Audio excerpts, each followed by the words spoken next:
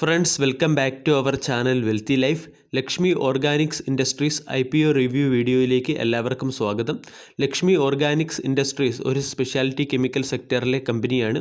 അതായത് last year നമ്മൾ കണ്ട രണ്ട് IPOകളായ റോസറി ബയോടെക് IPO അതുപോലെ തന്നെ കെംകോൺ IPO പോലെ ഈ IPOയും സ്പെഷ്യാലിറ്റി കെമിക്കൽ സെക്ടറിലെ ഒരു IPOയാണ്.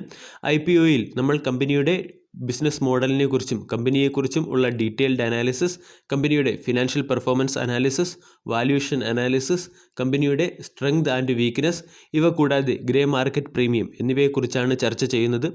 വെൽത്തി ലൈഫ് എന്ന ചാനൽ നിങ്ങൾ ആദ്യമായാണ് വിസിറ്റ് ചെയ്യുന്നതെങ്കിൽ ചാനൽ ദയവായി സബ്സ്ക്രൈബ് ചെയ്യുക.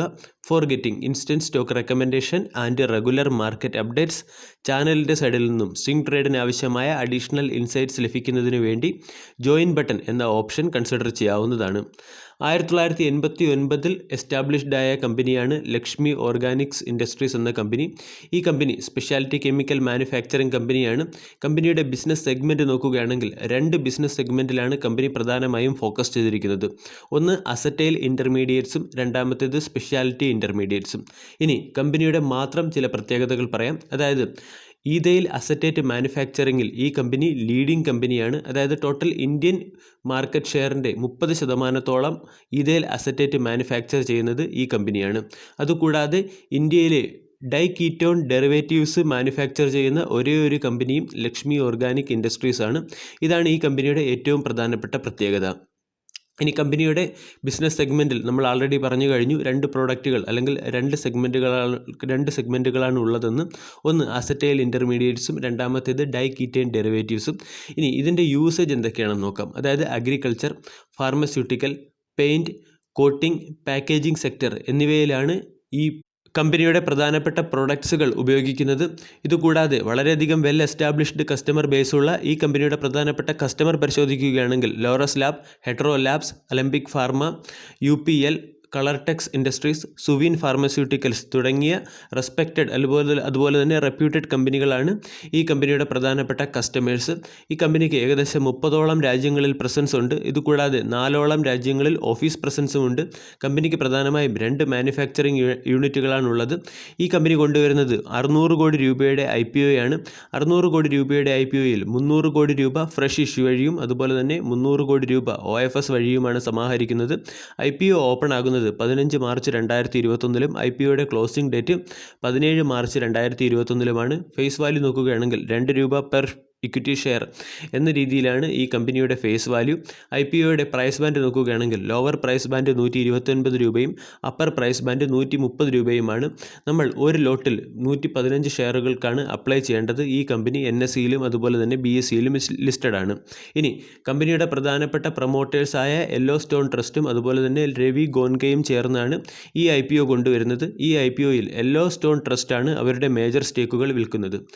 കമ്പനി എന്തുകൊണ്ടാണ് അല്ലെങ്കിൽ IPOയുടെ പർപ്പസ് എന്തൊക്കെയാണെന്ന് മനസ്സിലാക്കാം. യെല്ലോ സ്റ്റോൺ ട്രസ്റ്റ് എന്ന കമ്പനിയുടെ ഒരു പ്രധാനപ്പെട്ട പ്രൊമോട്ടർ ഈ കമ്പനിയുടെ തന്നെ ഒരു സബ്സിഡറി കമ്പനിയാണ്. അതായത് yellow stone fine chemicals private limited എന്ന പേരിലുള്ള ഒരു സബ്സിഡറി കമ്പനിയിൽ ഇൻവെസ്റ്റ്മെൻറ്റ് നടത്തുന്നതിന് വേണ്ടിയാണ് ഈ IPO കൊണ്ടുവരുന്നത്. ഇതുകൂടാതെ കമ്പനി അതിൻ്റെ ഒരു മേജർ ബിസിനസ് സെഗ്മെൻ്റ് ആയിട്ടുള്ള സ്പെഷ്യാലിറ്റി ഇൻ്റർമീഡിയറ്റ്സിലും കമ്പനി അതിൻ്റെ വർക്കിംഗ് ക്യാപിറ്റലും കൂടാതെ മിഷനറീസ് പർച്ചേസ്, പ്ലാന്റ് എക്സ്പാൻഷൻ തുടങ്ങിയ പർപ്പസും ഈ IPOയ്ക്ക് പിന്നിലുണ്ട്. അതായത് നമ്മൾ ജനറലി പരിശോധിക്കുകയാണെങ്കിൽ IPO കമ്പനിയുടെ എക്സ്പാൻഷൻ ഓറിയൻറ്റഡ് ആയിട്ടുള്ള ഒരു IPOയാണ് വരുന്നത്. ഇത് വളരെ പോസിറ്റീവായിട്ടുള്ള ഒരു ഫാക്ടറാണ്. കമ്പനിയുടെ സബ്സിഡറീസിനെ കുറിച്ച് പരിശോധിക്കുകയാണെങ്കിൽ ഈ കമ്പനിക്ക് ഇന്ത്യക്കകത്തും പുറത്തുമായി ഏകദേശം 8ഓളം സബ്സിഡറീസാണ് ഉള്ളത്. ഈ 8ഓളം സബ്സിഡറീസിൽ 4 സബ്സിഡറീസ് നോൺ ഓപ്പറേഷണലാണ്. ഈ നോൺ ഓപ്പറേഷണൽ സബ്സിഡറീസിൽ അതിൻ്റെ വർക്കിംഗ് ക്യാപിറ്റൽ ജനറേറ്റ് ചെയ്യുക എന്നുള്ളതാണ് ഈ IPOയുടെ പ്രധാനപ്പെട്ട പർപ്പസ്. കമ്പനിയുടെ ഫിനാൻഷ്യൽ പെർഫോമൻസ് അനാലിസിസിലേക്ക് കടക്കാം. 2017 ഫിനാൻഷ്യൽ ഇയറിൽ ഈ കമ്പനിയുടെ ടോട്ടൽ അസറ്റ്സ് 614 കോടിയാണ്. 2020 ഫിനാൻഷ്യൽ ഇയർ ആയപ്പോൾ ഇത് 1024 കോടിയായി ഉയർന്നിട്ടുണ്ട്. അതുപോലെ തന്നെ കമ്പനിയുടെ ഇൻകം 1076 കോടിയിൽ നിന്നും 1366 കോടിയായി ഉയർന്നിട്ടുണ്ടായിരുന്നു. പക്ഷേ ഇത് കമ്പനിയുടെ പ്രോഫിറ്റ് ആഫ്റ്റർ ടാക്സിൽ റിഫ്ലക്റ്റ് ആകുന്നില്ല. അതായത് കമ്പനിയുടെ അസറ്റ്സും ഇൻകത്തിലും ഉണ്ടാകുന്ന വർധനവ് കമ്പനിയുടെ പ്രോഫിറ്റ് ആഫ്റ്റർ ടാക്സിൽ നമ്മൾക്ക് കാണാൻ സാധിക്കില്ല. 2017 ഫിനാൻഷ്യൽ ഇയറിൽ ഈ കമ്പനിയുടെ പ്രോഫിറ്റ് ആഫ്റ്റർ ടാക്സ് 70 കോടി രൂപയും 2020 ഫിനാൻഷ്യൽ ഇയറിൽ ഈ കമ്പനിയുടെ പ്രോഫിറ്റ് ആഫ്റ്റർ ടാക്സ് 78.62 കോടിയുമാണ്. അതായത് കമ്പനിയുടെ അസറ്റ്സിൻ്റെ ഗ്രോത്ത് റേറ്റ് CAGR ടേംസിൽ നമ്മൾ നോക്കുകയാണെങ്കിൽ 18.55%, കമ്പനിയുടെ പ്രോഫിറ്റ് ആഫ്റ്റർ ടാക്സിൻ്റെ ഗ്രോത്ത് റേറ്റ് CAGR ടേംസിൽ നമ്മൾ നോക്കുകയാണെങ്കിൽ 3.56%.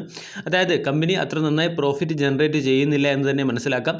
അതിനുള്ള പ്രധാനപ്പെട്ട കാരണം കമ്പനിയുടെ ടോട്ടൽ എക്സ്പെൻസ് ആണ്. അതായത് റോ മെറ്റീരിയൽസ് ആയ ഇഥനോൾ, അസറ്റിക് ആസിഡ് തുടങ്ങിയ പർച്ചേസ് ചെയ്യുന്നതിന് വേണ്ടി കമ്പനിക്ക് അതിൻ്റെ 50% റവന്യൂ ചിലവാക്കേണ്ടി വരുന്നു. ഇതുകൊണ്ടാണ് കമ്പനിയുടെ പ്രോഫിറ്റ് ആഫ്റ്റർ ടാക്സിൽ വളരെ വലിയ ഒരു ജമ്പ് നമ്മൾക്ക് കാണാൻ സാധിക്കാത്തത്.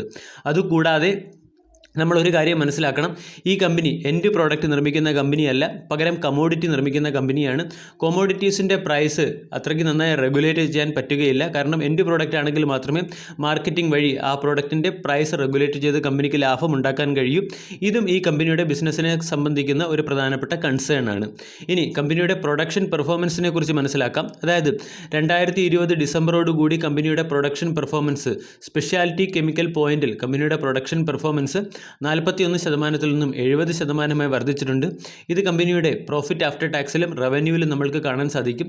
അതായത് 2021 ഫിനാൻഷ്യൽ ഇയറിൻ്റെ ഹാഫ് ഇയറിൽ ഈ കമ്പനിയുടെ റവന്യൂ 813 കോടിയും പ്രോഫിറ്റ് ആഫ്റ്റർ ടാക്സ് 45.50 കോടിയുമാണ്. അതായത് കമ്പനി പ്രൊഡക്ഷൻ മാനേജ് ചെയ്ത് പ്രോഫിറ്റബിലിറ്റി ജനറേറ്റ് ചെയ്യാൻ ശ്രമിക്കുന്നുണ്ട് എന്നുള്ള കാര്യം നമ്മൾ ഇതിൽ നിന്ന് മനസ്സിലാക്കാവുന്നതാണ്.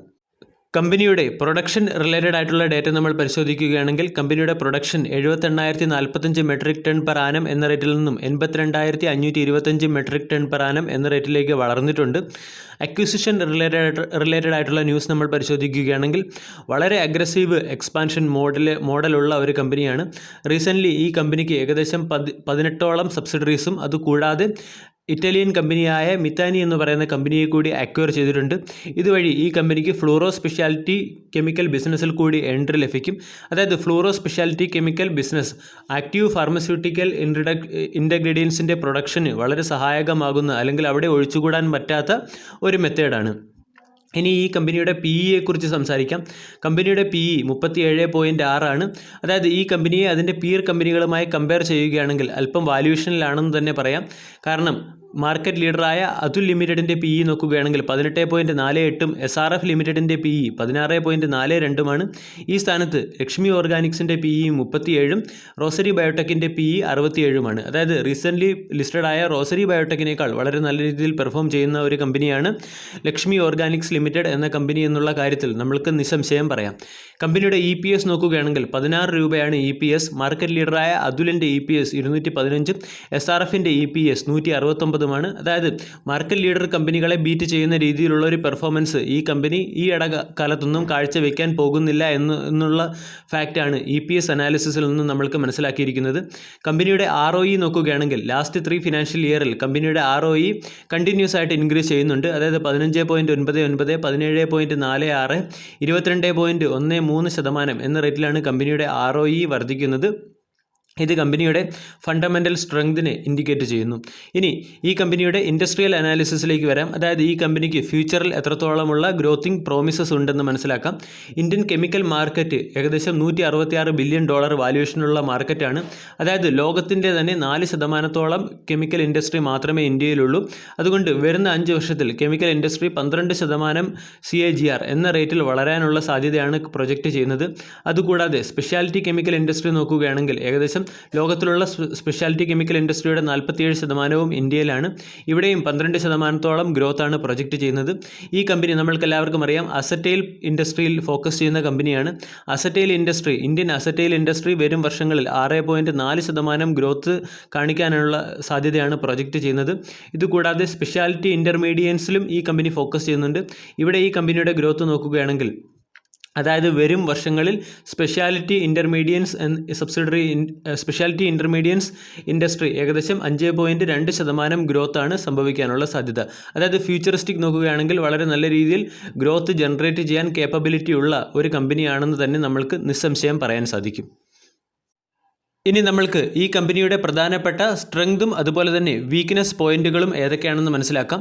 സ്ട്രോങ് പോയിന്റുകൾ നോക്കുകയാണെങ്കിൽ ഇന്ത്യയിലെ തന്നെ ലീഡിംഗ് ഈതൈൽ അസറ്റേറ്റ് മാനുഫാക്ചറിംഗ് കമ്പനിയാണ്. അതുകൂടാതെ തന്നെ ഇന്ത്യയിലെ ഒരേ ഒരു ഡൈകീറ്റൈൻ ഡെറിവേറ്റീവ് മാനുഫാക്ചറിംഗ് കമ്പനിയാണ്. ഈ കമ്പനിക്ക് ഏകദേശം 30ഓളം രാജ്യങ്ങളിലായിട്ടുള്ള കസ്റ്റമർ ബേസ് ഉണ്ട്. അതായത് വളരെ ഡൈവേഴ്സിഫൈഡ് കസ്റ്റമർ ബേസ് ഉള്ള കമ്പനിയാണ്.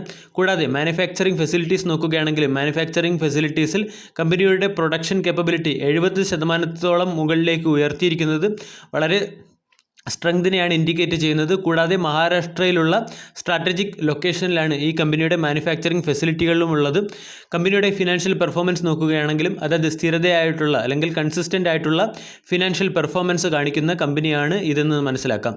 ഇനി കമ്പനിയുടെ ഏറ്റവും പ്രധാനപ്പെട്ട നെഗറ്റീവ് ഫാക്റ്റുകൾ എന്തൊക്കെയാണെന്ന് മനസ്സിലാക്കാം.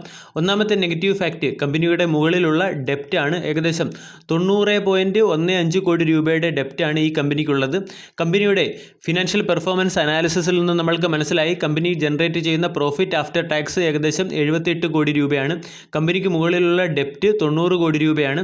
കമ്പനിയുടെ ഡെപ്റ്റിൻ്റെ ഗ്രോത്ത് റേറ്റ് നോക്കുകയാണെങ്കിൽ 28.92%. കമ്പനിയുടെ പ്രോഫിറ്റിൻ്റെ ഗ്രോത്ത് റേറ്റ് നോക്കുകയാണെങ്കിൽ അത് വെറും 3.25%. കമ്പനിയുടെ അസറ്റിൻ്റെ ഗ്രോത്ത് റേറ്റ് 18%. അതായത് കമ്പനിയുടെ അസറ്റ് ഗ്രോത്തിനേക്കാളും പ്രോഫിറ്റ് ഗ്രോത്തിനേക്കാളും ഉയർന്ന റേറ്റിൽ കമ്പനിയുടെ ഡെപ്റ്റ് വർദ്ധിക്കുന്നു എന്നുള്ളതാണ് ഏറ്റവും പ്രധാനപ്പെട്ട നെഗറ്റീവ് പോയിന്റ്. ഇനി കമ്പനിക്ക് 2 മാനുഫാക്ചറിംഗ് ഫെസിലിറ്റികളാണുള്ളത്. 2 മാനുഫാക്ചറിംഗ് ഫെസിലിറ്റിയും ഒരേ ജിയോഗ്രഫിക്കൽ ലൊക്കേഷനിൽ തന്നെയാണുള്ളത്. അതായത് എന്തെങ്കിലും നാച്ചുറൽ കലാമിറ്റിയോ അല്ലെങ്കിൽ ഡിസ്റപ്ഷനോ ഉണ്ടാവുകയാണെങ്കിൽ ഇത് കമ്പനിയുടെ പ്രൊഡക്ഷൻ കേപ്പബിലിറ്റിയെയും അതുപോലെ തന്നെ പ്രോഫിറ്റബിലിറ്റിയെയും നെഗറ്റീവായിട്ട് ബാധിക്കും. ഇനി നമ്മൾക്ക് റീറ്റെയിലർ ഇൻവെസ്റ്റേഴ്സിന് ഈ IPO ലഭിക്കാനുള്ള സാധ്യത എത്രത്തോളം ഉണ്ടെന്ന് മനസ്സിലാക്കാം. അതായത് ഈ IPOയുടെ ഇൻവെസ്റ്റേഴ്സ് പോർഷൻ നോക്കുകയാണെങ്കിൽ QIBക്ക് 50%, NIAക്ക് 15%, റീറ്റെയിലിന് 35% നീക്കിവെച്ചിരിക്കുന്നത്. അതായത് റീറ്റെയിലർ ഇൻവെസ്റ്റേഴ്സിന് ഈ IPO ലഭിക്കാനുള്ള സാധ്യത വളരെ കൂടുതലാണ്.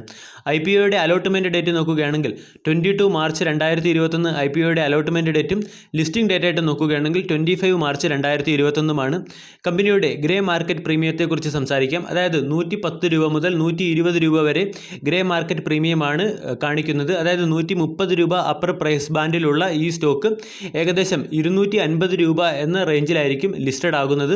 ഏകദേശം 100% അല്ലെങ്കിൽ 110 മുതൽ 120 രൂപ വരെ നമ്മൾക്ക് ലിസ്റ്റിംഗ് ഗെയിനായിട്ട് പ്രതീക്ഷിക്കാവുന്ന ഒരു IPOയാണിത്. ഇനി IPOയുടെ രജിസ്ട്രാറിനെ പരിചയപ്പെടാം. Link in time India private limited ആണ് ഈ IPOയുടെ രജിസ്ട്രാർ. വീഡിയോ എല്ലാവർക്കും ഇഷ്ടമായി എന്ന് വിശ്വസിക്കുന്നു. Thank you.